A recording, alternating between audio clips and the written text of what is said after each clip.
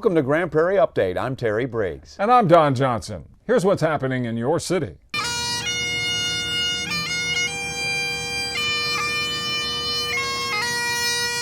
Grand Prairie once again took time out to remember fallen servicemen and women during its traditional Memorial Day ceremony at Veterans Park. And the home of the brave. As we continue to fight terrorism and promote peace and freedom, let us pray for the safety of our troops and for the families who have lost loved ones. The program includes the presentation of a memorial wreath by the Daughters of the American Revolution, a musical salute to every branch of the United States Armed Services, Russell L. Anderson, and a roll call that includes every member of the military from Grand Prairie that died serving our country. There was also a commemorative flyover with vintage warplanes and a special address by the featured speaker, Air Force Colonel Josh Lewis. See, we remember men like my uncle, Private Cecil Hines, U.S. Marine Corps, just a boy from rural northeast Texas who died in the Central Pacific on October 4th, 1944.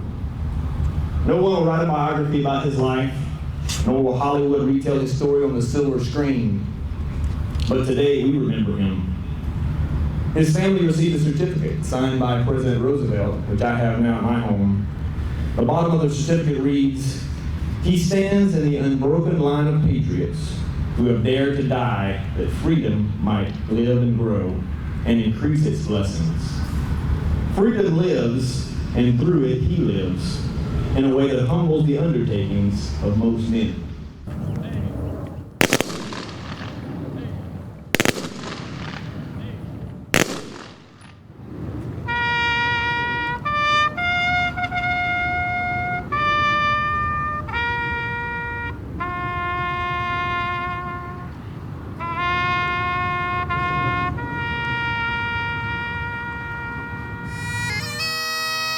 The Memorial Day ceremony is the first of two the city hosts each year to honor servicemen and women.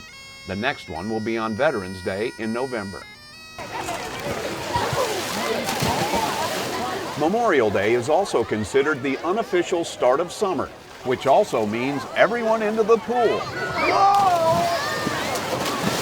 The city's outdoor public pools at McFalls Park, the Tony Shotwell Center, and Tyree Park, as well as the Splash Factory Outdoor Playground, will now be open daily starting June 4th. Meanwhile, for those looking for a bit bigger pool, the summer season was also launched at Joe Pool Lake.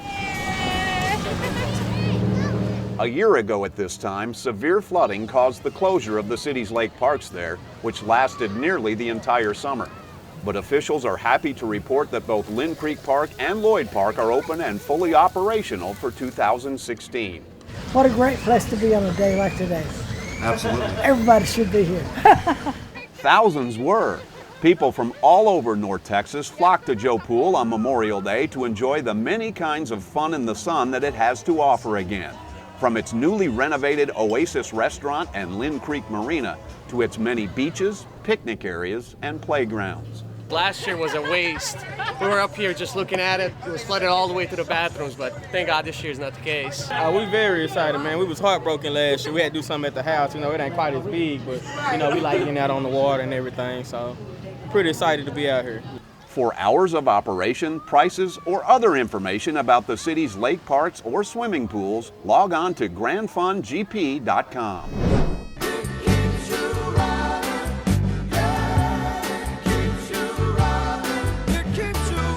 Grand Prairie Police are pounding the pavement for their annual Special Olympics Law Enforcement Torch Run. The Torch Run is a way for the officers to say thanks to local students who collect money during the school year for Special Olympics Texas. This year, the run followed a 5-mile circuit to visit 6 schools.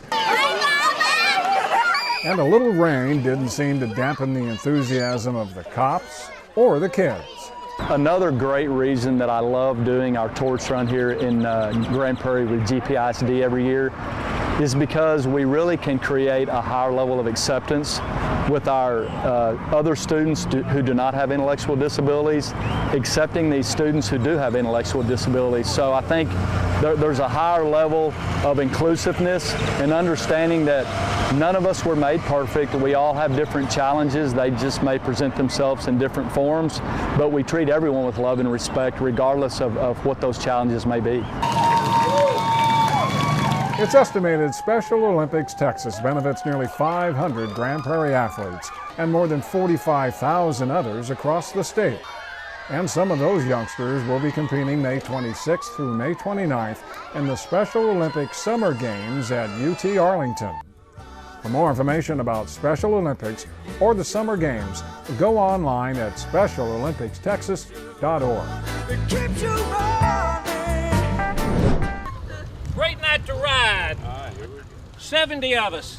Another sizable entourage accompanied Mayor Ron Jensen as the second Cyclin with the Mayor event of 2016 hit the streets of South Grand Prairie. The early evening bike ride started and ended at Park Hill Park and took the group of men, women, boys, and girls on a scenic 6-mile tour that had them wheeling through the Westchester neighborhood, by Friendship Park, and along the northern end of Joe Pool Lake. This is the second year for the cycling series that Jensen initiated to get people out and about for fun, fitness, and fellowship. And the fact that organizers continue to design new courses to expose riders to may be one of the reasons the numbers continue to grow. That's one thing I enjoy, getting out and meeting people and doing things that everybody would enjoy, and bicycle riding, I guess, is one of the best things you can get out and do as far as getting healthy and socializing. So I enjoy it. It's really nice. Getting to meet people from different areas of the neighborhood because Grand Prairie is so spread out. I'm extreme North Grand Prairie. Here we are down south. So I was in neighborhoods today that I'd never been in before. It's beautiful. So it's really neat. The next Cyclin with the Mayor event will be June 8th and features a return trip to the Fish Creek Linear Trail. For information, go to gptx.org/getfitgp.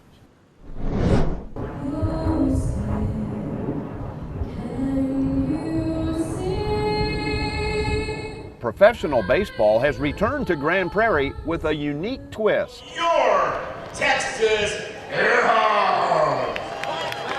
The Grand Prairie AIRHOGS are now the Texas AIRHOGS after an off-season agreement to merge with the Amarillo Thunderheads for the 2016 season. The American Association of Independent Baseball requested the temporary arrangement to turn the two clubs into one to accommodate scheduling conflicts. The new team will play 50 home games, which will be split evenly between the two cities. Grand Prairie got the first crack at it, hosting its home opener on Monday night.